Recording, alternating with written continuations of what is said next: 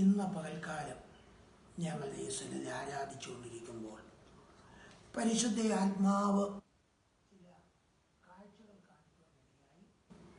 നമ്മുടെ ഇന്ത്യയുടെ മാപ്പാണ് ആദ്യം കാണിച്ചത്.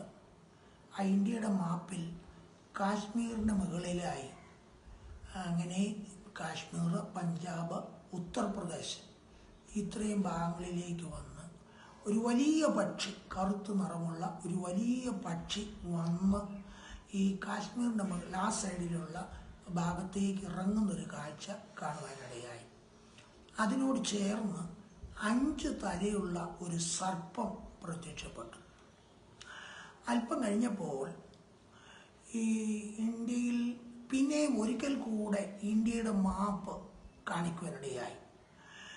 അപ്പോൾ നമ്മൾ സാധാരണ മഴക്കാർ ഒരു മൂടൽ പോലെ, അതെ, ഇന്ത്യയുടെ മേലൊരു മൂടൽ വ്യാപരിച്ച് കിടക്കുന്നത് പോലെ കാണുവാനിടയായി. തുടർന്ന് വലിയ വെള്ളപ്പൊക്കത്തിൻ്റെ കെടുതികളും വലിയ അത്ഭുതങ്ങളും വലിയ സംഭവങ്ങൾ ആ രാജ്യത്ത് ഉണ്ടാകാൻ പോകുന്നതായി ദൈവാത്മാവ് കാണിക്കുവാനിടയായി. വലിയ തകർച്ചകൾ, വെള്ളപ്പൊക്കത്തിൻ്റെ വലിയ കെടുതികൾ, വിവരിക്കാൻ കഴിയാത്ത കെടുതികൾ ഉണ്ടാകുന്നത് കാണുവാനിടയായി. അങ്ങനെ അതങ്ങനെ നടന്നു കാണുമ്പോൾ തന്നെ ഈ ഒരു സബ്മറൈൻ ഉയർന്നു വരുന്നു. അതിൽ നിന്ന് മിസൈലുകൾ കടന്നു വരുന്നു. Jesus, hallelujah. നമുക്കറിയാം നമ്മുടെ ശത്രു ഏതാണെന്നും അതെവിടുന്ന് വരാൻ സാധ്യതയെന്നും നമുക്കറിയാം. അങ്ങനെയെങ്കിൽ ഈ ദിവസങ്ങളിൽ ദൈവജനം ഉണർന്ന് പ്രാർത്ഥിക്കണം. അനേകർ പെട്ടെന്ന് കിടക്കയിലാകുന്ന ഒരു കാഴ്ച ദൈവാത്മാവ് കാണിച്ചു. സ്തോത്രം. ഇതെല്ലാം ദൈവജനങ്ങൾ വളരെ പ്രാർത്ഥിക്കേണ്ട നാളുകളാണ്. ഇവിടെ 3-ാം സങ്കീർത്തനത്തിൽ നമ്മൾ വായിക്കുന്നു, നീയോ യഹോവേ എനിക്ക് ചുറ്റും പരിചയും എൻ്റെ മഹത്വവും എൻ്റെ തല ഉയർത്തുന്നതുമാകുന്നു.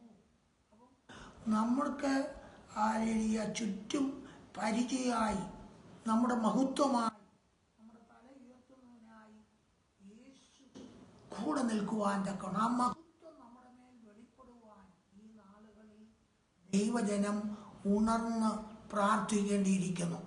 നമ്മൾ 2 കൊരിന്ത്യർ 3-ാം അധ്യായത്തിൻ്റെ ലാസ്റ്റ് വരുമ്പോൾ അവിടെ വായിക്കുന്നുണ്ട്, തേജസ്സിന്മേൽ തേജസ് പ്രാപിച്ച് അതേ പ്രതിമയായി രൂപാന്തരപ്പെടുന്നു. അതേ പ്രിയമുള്ളവരെ, ഈ നാളുകളിൽ ദൈവത്തിൻ്റെ മഹത്വം നമ്മുടെ മേൽ വെളിപ്പെടുവാൻ തക്കവണ്ണം യേശുവുമായി അവൻ എന്നോട് പറ്റിയിരിക്കുക, ഞാൻ എന്നെ വിടുവിക്കും, അവൻ എൻ്റെ നാമത്തെ അറിയാൻ ഞാൻ അവനെ ഉയർത്തും.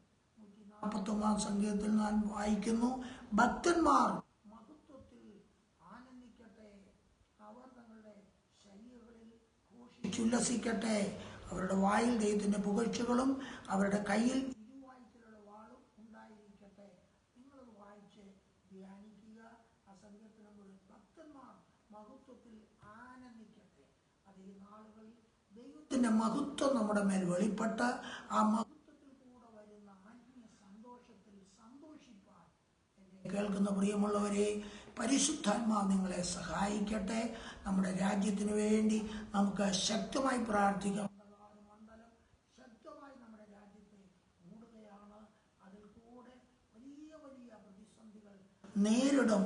എന്നാൽ ഹല്ലേലൂയ, ദൈവത്തെ സേവിക്കുന്നവരെ കർത്താവ് ദൈവം പരിചയമായി കൂടെ നിന്ന് അത് നമ്മളെ വിടുവിക്കും. അപ്പോൾ തന്നെ നമ്മുടെ സമശിഷ്ടങ്ങളാകുന്ന മറ്റുള്ളവരെ ഒന്നും നശിച്ചു പോകാതെ അവരും യേശുവിനെ അറിഞ്ഞ് രക്ഷിക്കപ്പെടേണ്ടതിനായി നമുക്ക് ഈ ദിവസങ്ങൾ ശക്തമായി പ്രാർത്ഥിക്കാം.